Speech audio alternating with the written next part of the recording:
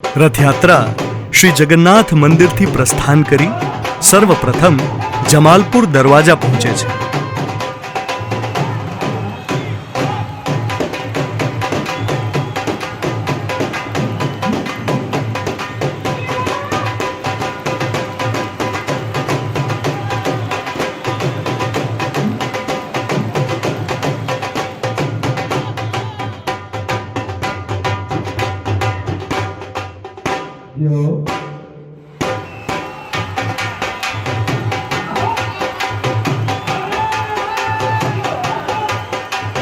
તેના પારંપરિક નિર્ધારિત માર્ગ પર આગળ વધી રથયાત્રા મ્યુનિસિપલ કોર્પોરેશન કચેરી પહોંચે છે, જ્યાં તેનું અમદાવાદના મેયર તેમજ કાઉન્સિલર્સ, શાંતિ સમિતિના સભ્યો તથા અધિકારીઓ દ્વારા ભવ્ય સ્વાગત કરવામાં આવે છે.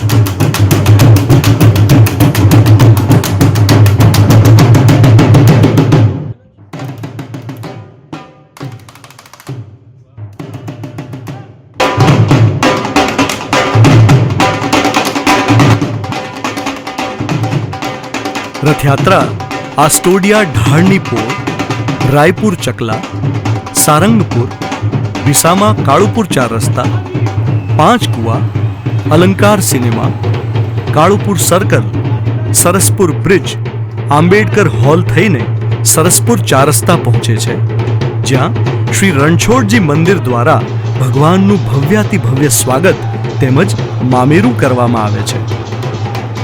એવી માન્યતા છે કે સરસપુર ભગવાન જગન્નાથજીનું મોસાળ છે અને સર્વપ્રથમ રથયાત્રા દરમિયાન વિશ્રામ માટે રથયાત્રા સરસપુર પહોંચી હતી. આજ રોજ પણ આ પરંપરા જળવાઈ રહી છે. 1 કલાકના વિશ્રામ બાદ રથયાત્રા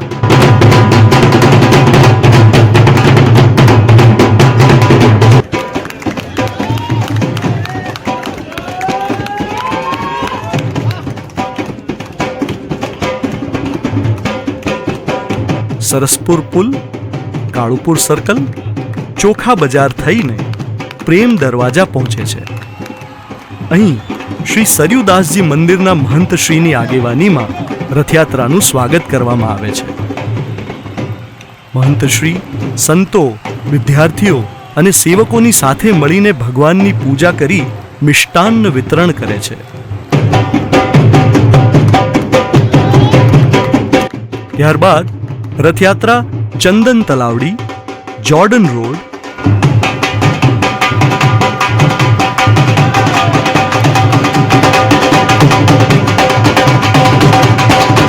દિલ્હી ચકલા, શાહપુર દરવાજા, મુસ્લિમ બહુમતીના આ વિસ્તારોમાં પણ ભગવાન શ્રી જગન્નાથ અને મહંત શ્રીનું ભવ્ય સ્વાગત કરવામાં આવે છે.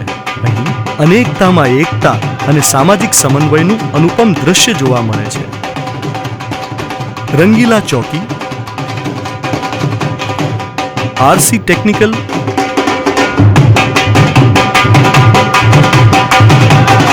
ઘીકાંટા રોડ,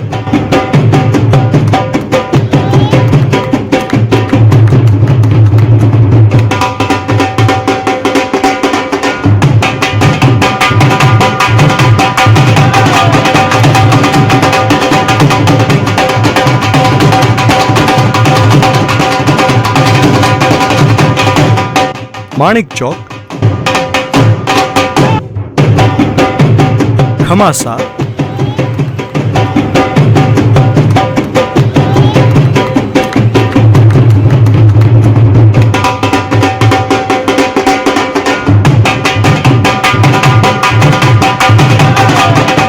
જમાલપુર થઈને રાત્રે નિજ મંદિર પહોંચે છે.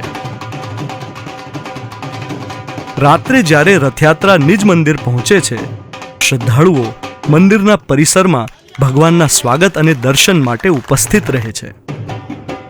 ભગવાનની આરતી પશ્ચાત રાત્રે રથમાં જ ભગવાન શયન કરે છે. બીજા દિવસે પૂજા વિધિ સંપન્ન થયા બાદ નજર ઉતારવાની એક અલૌકિક વિધિ કરવામાં આવે છે અને તેની સાથે રથયાત્રાનું પર્વ સમાપ્ત થાય છે.